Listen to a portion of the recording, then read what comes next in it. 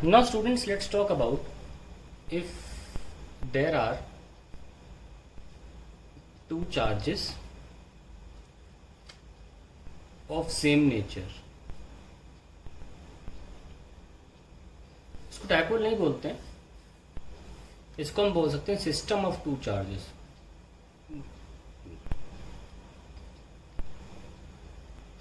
Of same nature.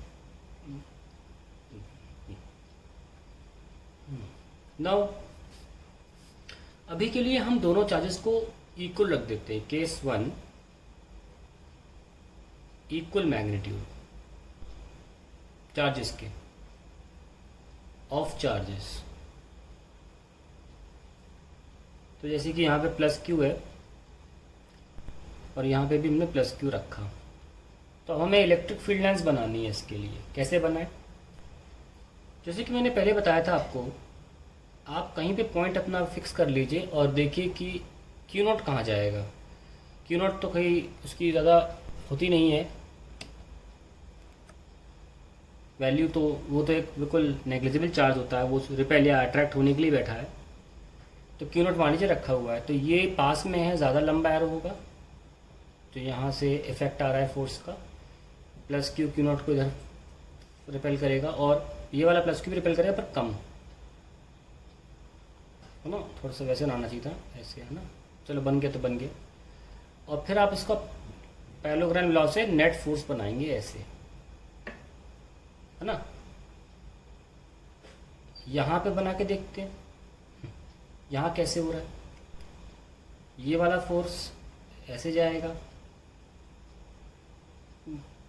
और ये वाला फोर्स डॉटेड लेके जाओ और यहाँ से लाइन खींचो, कम होगा, बहुत कम इससे तो. और फिर इनको हम जोड़ दें, अगर पैरेललोग्राम लॉ वाला हिस्सा कर दें, तो ये वाली लाइन जो होगी ये एक्चुअल हमारा फोर्स का साइन होगा. तो इसको अगर नीचे बनाएं तो अब आपको रियलाइज हो जाएगा कि क्यों दो सेम चार्जेस के लिए फोर्स, क्योंकि देखो ये ऐसे जा रहा है और ये देखो ये इधर जा रहा है इधर.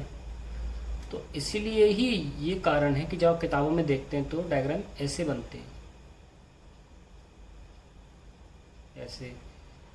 और ये एक्चुअली क्या है, जितने भी फोर्सेस मार्क होंगे ना, यहाँ मान लीजिए पॉइंट मार्क कर दिया आपने, तो एक्चुअली यहाँ पे फोर्स ऐसे मार्क किया गया होगा, यहाँ पे होगा तो फोर्स ऐसे मार्क किया गया होगा, यहाँ पे होगा तो फोर्स ऐसे मार्क किया होगा. यानी कि जो इलेक्ट्रिक लाइंस ऑफ फोर्स होती हैं, इलेक्ट्रिक फील्ड लाइंस भी बोल सकते हैं, वो सॉरी जो इलेक्ट्रिक फोर्स होता है, मुझे उल्टा बोलना है, जो इलेक्ट्रिक फोर्स होता है, ये जो फोर्स लग रहा है ना, वो इलेक्ट्रिक लाइंस ऑफ फोर्स के हमेशा टेंजेंशियल होता है. तो कोई भी आप पॉइंट सेलेक्ट कर लीजिए, तो इसीलिए ऐसे ऐसे बिल्कुल इस तरीके से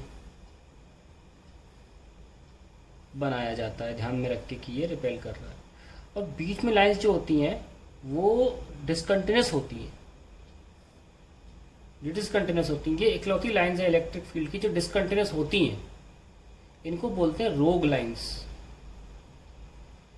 ये एक्सेप्शन है, कहा जाता है कि रोग लाइंस कहा जाता है कि इलेक्ट्रिक फील्ड लाइंस कभी डिसकंटिन्यूस नहीं होती. ये वाली यहाँ पे हो जाती हैं दो चार्जेस के बीच में.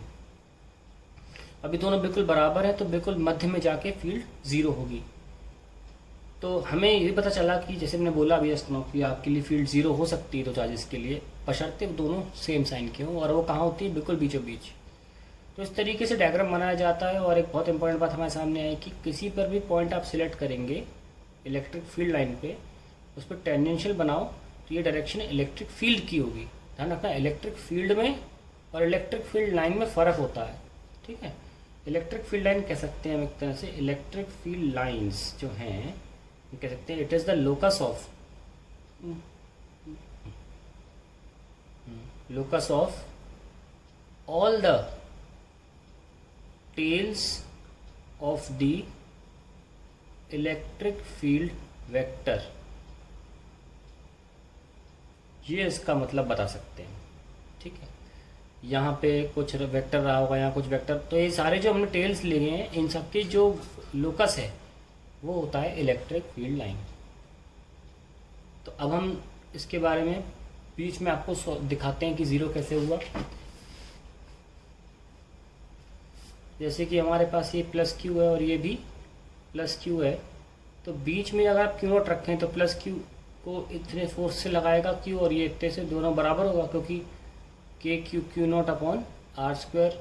लेफ्ट वाला मान लीजिए एफ लेफ्ट, राइट साइड है ना, ये वाला लाइट कर रहा है और ये वाला लेफ्ट करेगा, और राइट वाला जो चार्ज है वो लेफ्ट में फोर्स लगाएगा, लेफ्ट एंड सो ऑन। तो इस तरीके से आप ये कह सकते हैं that electric field is zero. अगर फोर्स ज़ीरो तो इलेक्ट्रिक फील्ड भी ज़ीरो है, क्योंकि आपको करना क्या है, आपको सिर्फ क्यू नॉट को नीचे लेकर आना है, sorry F upon Q not.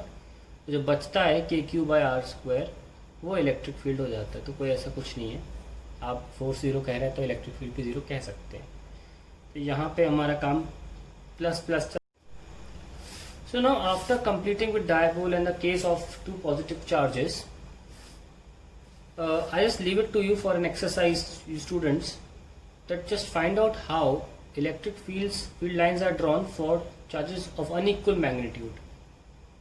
ये ज़रूर ध्यान दें, वेरी इंपॉर्टेंट, कि आपको पता हो कि इलेक्ट्रिक फील्ड लाइन अगर अनइक्वल चार्जेस हैं तो कैसे बनाई जाती है।